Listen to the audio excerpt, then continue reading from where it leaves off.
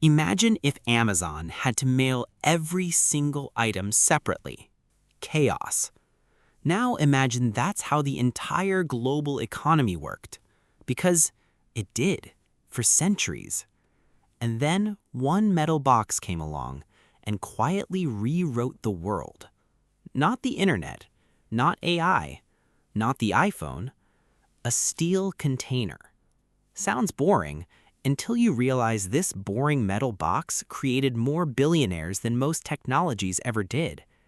It helped lift over 1 billion people out of extreme poverty. It turned tiny fishing villages into megacities. It made China the factory of the world. And today, the entire global economy depends on it. Which is exactly why whenever shipping stops, the whole world panics. Before the 1950s, loading ships was a nightmare. Workers carried sacks, wooden crates, barrels, boxes. Everything was loaded by hand, piece by piece. A single ship cargo could spend up to a week sitting in port before leaving. Think about that. The ship wasn't sailing. It wasn't making money. It was just waiting. Shipping wasn't expensive because the ocean was expensive. It was expensive because humans were slow.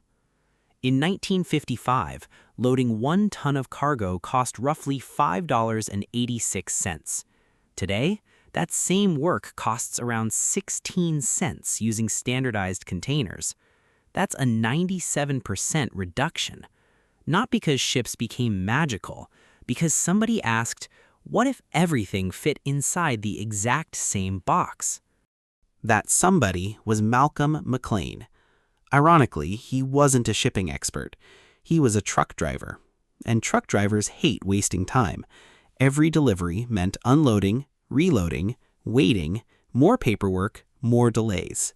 McLean looked at the process and thought, what if we never unpacked the truck at all? Crazy idea. Simple solution. One standardized steel box. Lift it off a truck, place it directly onto a ship, then onto a train, then onto another truck, without touching what's inside. In 1956, his first container ship sailed. Nobody cared. Most shipping companies laughed. Some ports refused to adapt. Others said it would never work. History has a funny habit of embarrassing experts. Today, around 90% of global trade by volume moves by sea, and roughly 60% of that cargo travels inside standardized containers. There are over 28 million shipping containers moving around the planet. Think about that. 28 million metal boxes, quietly moving nearly everything you own. Your laptop, your shoes, your television, your coffee mug, even the camera filming your favorite YouTuber probably crossed an ocean inside one. Here's the crazy part. Container shipping didn't just make transportation cheaper, it completely changed economics. When shipping costs collapsed, companies stopped asking, where can we build this? Instead, they asked, where can we build this cheapest? That single question transformed the world. Factories moved, jobs moved, capital moved, entire countries changed. In 1980, China produced less than 2% of global manufacturing output. Today, it's responsible for roughly 30% of global manufacturing. That's not because Chinese workers magically became more productive overnight. It happened because moving goods across oceans became unbelievably cheap. Then, COVID happened. Suddenly, ports shut down. Factories closed. Ships couldn't unload. Containers piled up. Remember empty store shelves? Remember waiting months for electronics? Remember used cars becoming absurdly expensive? That wasn't because everyone suddenly wanted more stuff. It was because the Container shipping prices exploded. The Shanghai Containerized Freight Index surged more than 5-fold from pre-pandemic levels.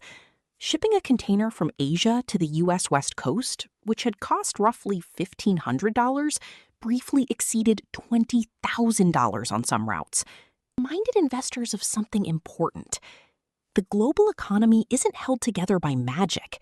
It's held together by logistics. People spent years obsessing over AI, interest rates, stock prices. Meanwhile, a traffic jam at one major port could delay billions of dollars in goods.